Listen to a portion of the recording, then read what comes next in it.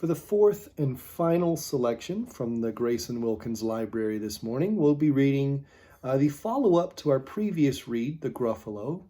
This book, written by Julia Donaldson as well, is called The Gruffalo's Child. And again, we'll see a couple of characters, so I will do my best to recreate their voices. You'll notice a familiar character here, the Gruffalo. We'll begin.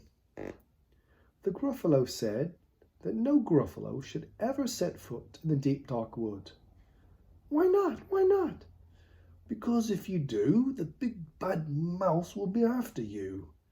I met him once, said the Gruffalo. I met him a long, long time ago. What does he look like? Tell me, Dad. Is he terribly big and terribly bad?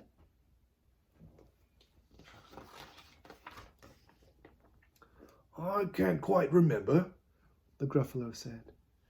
Then he thought for a minute and scratched his head. The big bad mouse is terribly strong, and his scaly tail is terribly long. His eyes are like pools of terrible fire, and his terrible whiskers are tougher than wire. One snowy night, while the Gruffalo snored, the Gruffalo's child was feeling bored. The Gruffalo's child was feeling brave, so she tiptoed out of the Gruffalo's cave. The snow fell fast and the wind blew wild. Into the wood went the Gruffalo's child.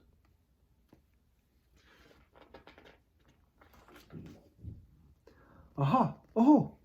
A trail in the snow. Whose is this trail and where does it go? A tail poked out of the log pile house. Could this be the tail of the big bad mouse?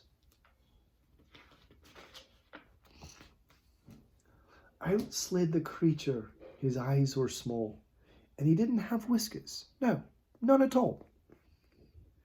You're not a mouse. Not I, said the snake. He's down by the lake, eating Gruffalo cake. The snow fell fast and the wind blew wild. I'm not scared, said the Gruffalo's child.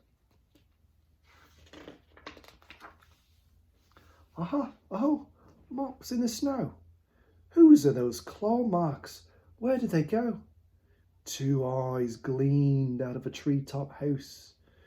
Could these be the eyes of the big bad mouse?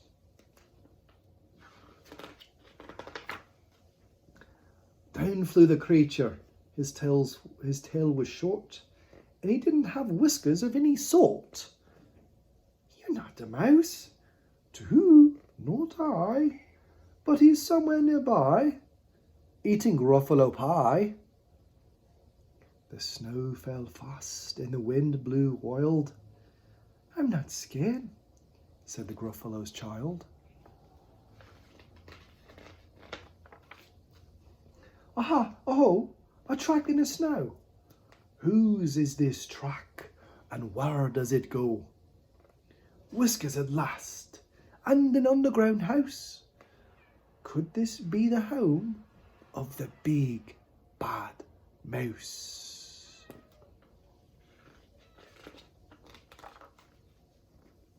Out slunk the creature. His eyes weren't fiery. His tail wasn't scarily. His whiskers weren't wiry. You're not a mouse. Oh no, not me. He's under a tree, drinking Gruffalo tea. It's all a trick, said the Gruffalo's child, as she sat on a stump where the snow lay piled. I don't believe in a big bad mouse. But here comes a little one out of his house. Not big, not bad, but a mouse at least. You'll taste good as a midnight feast.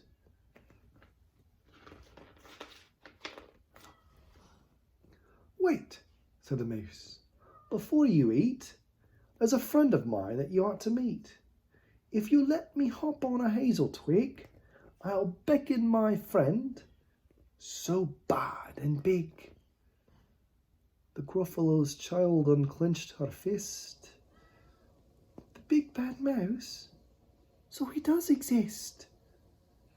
The mouse hopped on to the hazel tree. He beckoned and said, just wait and see. Out came the moon. It was bright and round. A terrible shadow fell onto the ground. Look at that big bad mouse shadow there. Who is this creature so big, bad and strong? His tail and his whiskers are terribly long. His ears are enormous. And over his shoulder he carries a nut as big as a boulder. Look at him. He looks like a big bad mouse for sure.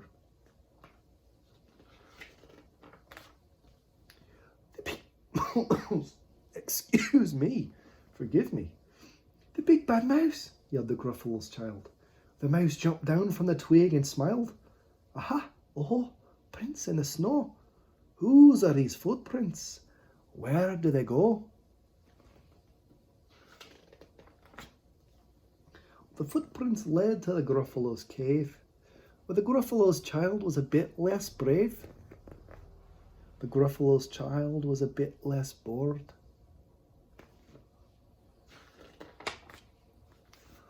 And the Gruffalo's child snored and snored and snored.